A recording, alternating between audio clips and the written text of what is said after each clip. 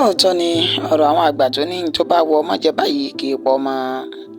ṣùgbọ́n tí Kọ́pà Solomon kò rí bẹ́ẹ̀ pẹ̀lú bó ṣe já sí pé ohun tó wù ú jẹ báyìí òun náà ló ṣokùnfà bíbára rẹ̀ lágọ̀ọ́ àwọn ọlọ́pàá níbi tó lajú sí. Arákùnrin tó jẹ́ agùnbánirọ̀ tí ń sin orílẹ̀-èdè bàbá rẹ̀ lọ́wọ́ tí orúkọ rẹ̀ ń jẹ́ Solomon Daniel ó ló ti ṣe bẹ́ẹ̀ bá ara rẹ̀ ní àgọ́ àwọn ọlọ́pàá báyìí níbi tó ti ń káwọ́ pọ̀nyìn rojọ́ lórí ẹ̀sùn ìfipábánilòpọ̀ èyí tí wọ́n fi kàn án. Kọ́pà Solomon Daniel ó ní wọ́n sọ pé ó wu ìwà burúkú yìí ní agbègbè àjọwà ìjọba ìbílẹ̀ Ifọ̀ pẹ̀lú bó ṣe já sí pé ọmọ ọdún 14 kan ó ní ó tàn lọ sí ilé àkọ́kù kan ní agbègbè náà tí ó sì fi tìpátìkúùkù bá ọmọ náà ní àjọṣepọ̀. Wọ́n ní ó tan ọmọ ọ̀hún pẹ̀lú owó lọ́wọ́ rẹ̀ lọ sí inú ilé àkọ́kù náà níbi tó sì ti bọ́ ṣòkòtò nídìí rẹ̀ tó sì yin bájínátù ìbálòpọ̀ fún ọmọdébìnrin ọmọ ọdún 14 ọ̀hún. Ẹni tó jẹ́ alukoro iléeṣẹ́ ọlọ́pàá ìpínlẹ̀ Ògùn ó ṣe ní àlàyé wípé eyín Ọmọlọ́lá Odùtọ́lá ó ṣe ní àlàyé wípé lótìtọ́ àti lódodo ni àwọn ti fi páńpẹ́ òfin mú Daniel náà lẹ́yìn tí bàbá ọmọ tó fi ipá bá láṣepọ̀ ń mú ẹjọ́ náà wá sí àgọ́ àwọn tí wọ́n sì tọ ipasẹ̀ títí tí wọ́n fi mọ ẹni tó wu ìwà burúkú náà tí wọ́n sì ní Kọ́pà Solomon Daniel èyí tó ń sin orílẹ̀-èdè bàbá rẹ̀ lọ́wọ́ ó ní ó wu ìwà burúkú náà tó sì ní ó ti wà ní àkóló àwọn báyìí níbi tí ó ti ran àwọn lọ́wọ́ fún ìwádìí tó péye. Lẹ́yìn gbogbo ìwádìí àwọn níṣe ni àwọn yóò takọ́sọ rẹ̀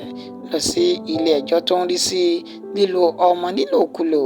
àti fífipá bá ọmọ láṣepọ̀ ní ìpínlẹ̀ Ògùn. Ọmọlọ́lá Odùtọ́lá tún ṣe ní àlàyé wípé àwọn ènìyàn bíi Kọ́pà Daniel tí ọwọ́ tún bà níbi ọ̀sẹ̀ kan sẹ́yìn báyìí látàrí pé àwọn náà fi tìpátìkúùkù bá ọmọdébìnrin kan ní àṣepọ̀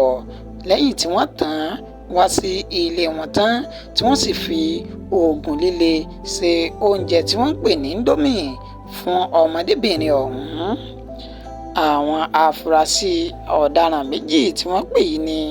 Rótìmí Bolúwatifẹ́ àti Adéyẹmí Tósìn. Wọ́n ní àwọn méjèèjì wọ́n ti wà ní àkóló àwọn báyìí ní ẹni tí wọ́n tan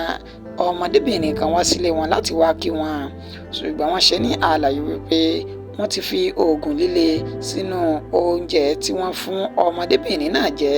èyí tó mú kí ọmọ náà sì sùn fanfanfan tí kò sì mọ kankan títí tí wọ́n fi ṣe gbogbo ìwà burúkú tí wọ́n fẹ́ ṣe náà pẹ̀lú rẹ̀. Àwọn méjèèjì ọ̀hún àti ẹni tó jẹ́ Kọ́pà Daniel ó ní wọ́n náà ti wà ní àkóló àwọn báyìí lórí ẹ̀sùn ìfipábánilòpọ̀ ẹran ìsúnkùnsí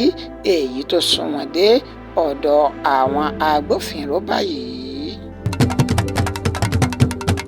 Ènìyàn kì í fi orúkọ Ọlọ́run parọ́ jẹun kí ó má ní àtúbọ̀tán tí kò dáa fún irú ẹni bẹ́ẹ̀. Bẹ́ẹ̀ náà ló sì já sí pé bí èèyàn bá ta ọjà erùpẹ̀ báyìí dandan ni yóò gba owó òkúta. Ọ̀rọ̀ yìí gan ó ní ó ṣẹ̀ lórí àwọn afurasí 4 kan tí wọ́n ní wọ́n gbé egbògi olóró tí wọ́n sì sọ wípé nínú àwọn tí wọ́n ṣe ìrìn àjò lọ sí ilẹ̀ mímọ́ ìlú Mọ́kà ó ní àwọn 4 wà báyìí tí ọwọ́ sì tẹ̀ wọ́n ní ìpínlẹ̀ Èkó. Àjọ tó ń rí sí lílò àti gbígbé egbògi olóró nílẹ̀ yìí èyàn National Drug Law Enforcement Agency NDLEA ni wọ́n ti fi ìròyìn náà léde síta pé ọwọ́ àwọn ti tẹ àwọn afurasí 4 kan èyí tí wọ́n ní wọ́n wà nínú àwọn tí wọ́n gbèrò láti lọ fún iṣẹ́ ájì ṣíṣe ìyún ní ìlú Mọ́kà. Ó ṣe ní àlàyé wípé ní ilé ìgbafẹ́ ní ilé ìtura èyí tí wọ́n pe orúkọ rẹ̀ ní Emerald ní Ládìpọ̀ ní agbègbè Òṣòdì ní ìpínlẹ̀ Èkó ó ní ọwọ́ ti bà wọ́n lánàá òde yìí tí ń ṣe ọjọ́ 5 oṣù kẹfà nínú ọdún tí a wà yìí. Wọ́n ṣe ní àlàyé wípé àwọn mẹ́rẹ̀ẹ̀rin ọ̀hún ó ní ó jásí pé wọ́n gba ìyàrá méjì ọ̀tọ̀ọ̀tọ̀ tí àwọn méjì sì dúró ní yàrá kọ̀ọ̀kan níbi tí wọ́n ti ń kó egbògi olóró kokéyìn sínú láìlọ́ọ̀nù tí wọ́n sì dì láti máa gbé e sí inú ara wọn. Àkókò yìí gan ni àjọ NDLEA náà ni wọ́n sì wọlé sínú ìyàrá ẹnì kọ̀ọ̀kan wọn tí wọ́n sì bá wọn níbi tí wọ́n ti ń palẹ̀ àwọn egbògi olóró náà mọ́. Wọ́n fi orúkọ àwọn afurasí mẹ́rẹ̀ẹ̀rin ọ̀hún léde níbi tí wọ́n ti dárúkọ Usman Kamarudeen, Ọlásùnkànmí Owólabí, Fatai Yekini àti obìnrin kan ṣoṣo tó wà láàrin wọn èyí tí orúkọ rẹ̀ ń jẹ́ Àyìnlá Kẹ́mi. Wọ́n ní egbògi olóró tí wọ́n bá ń bẹ̀ ó ní àpapọ̀ rẹ̀ jẹ́ 200 tí ó sì wọn ìwọ̀n tó jẹ́ 2.20 kilo. Ó ní ẹni tí ó jẹ́ olórí ikọ̀ náà ìyún General Muhammadu Buba Marwa ó lu àwọn tí wọ́n gbé ìgbésẹ̀ náà ìyún àjọ National Drug Law Enforcement Agency NDLEA tí wọ́n fi ojú àwọn afurasí ọ̀hún léde wípé wọ́n kú ọmọ ṣe. Bẹ́ẹ̀ náà ló sì fi ìròyìn náà múlẹ̀ wípé àwọn ò ní tẹ́tí. Bákan náà ni ìgbìyànjú àwọn máa tẹ̀síwájú látàrí ṣíṣe àwárí àwọn ènìyàn tí wọ́n máa sá sí abẹ́ ìrìn àjò sí ilẹ̀ mímọ́ èyí tó ń lọ lọ́wọ́ báyìí láti fi gbé egbògi àbíwu ìwà míì èyí tí kò bá òfin mu. Bẹ́nìyàn bá ń dẹ ihò òkété, Ọlọ́run lókè náà sì ń dẹ ihò dí tiẹ̀ náà. Ó ní ọ̀rọ̀ àwọn ajínigbé méjì kan báyìí tí wọ́n ti bára wọn ní ilé-ẹjọ́ májísírèètì èyí tó wà ní Ìyágànkú nílùú Ìbàdàn. Àwọn afurasí ajínigbé méjì ọ̀hún ni wọ́n sọ wípé wọ́n jí àwọn géńdé méjì kan gbé ní ìlú Ìbàdàn tí wọ́n sì ṣe ní àlàyé wípé wọ́n gba owó tó tó mílíọ̀nù lọ́nà 10 lọ́wọ́ wọn ṣáájú kí wọ́n tó tú wọn sílẹ̀. Àwọn afurasí ọ̀hún tí wọ́n pe orúkọ wọn ní Umaru Abubakar ẹni ọdún 32 àti Sidi Umaru tó jẹ́ ẹni 20 ọdún ni adájọ́ àgbà Maruf Mudashiru ló ti sọ wípé kí wọ́n lọ fi wọ́n sínú Agodi ní ìlú Ìbàdàn báyìí látàrí pé òun sún ìgbẹ́jọ́ wọn sí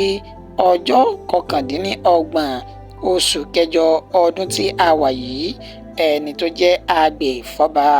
ìyún Inspector Fẹ́mi Olúwadáre ó ṣe ní àlàyé wípé àwọn afurasí ọ̀daràn méjèèjì ọ̀hún ó ní wọ́n hu ìwà burúkú náà ní inú oṣù kẹta ọjọ́ 12 nínú ọdún tí a wà yìí ní ìlú Àgọ́ Àrẹ lójú òpópónà tó lọ sí ìlú Ìbàdàn. Ó ní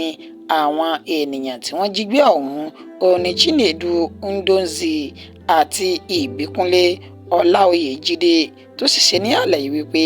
owó tí wọ́n gbà lọ́wọ́ àwọn méjèèjì ó ní ó jẹ́ mílíọ̀nù lọ́nà 10 tí wọ́n sì sọ wípé àwọn ti fi páńpẹ́ òfin mú wọn nígbà tí ilé-ẹjọ́ májísírèètì tó wà ní Ìyágànkú náà sì sọ wípé kí wọ́n lọ fi wọ́n sínú ọgbà ẹ̀wọ̀n tó wà ní Agodi ṣáájú kí ìgbẹ́jọ́ wọn kó tó wáyé lẹ́yìn tí àwọn bá ti rí ìdí ohun gbogbo tán.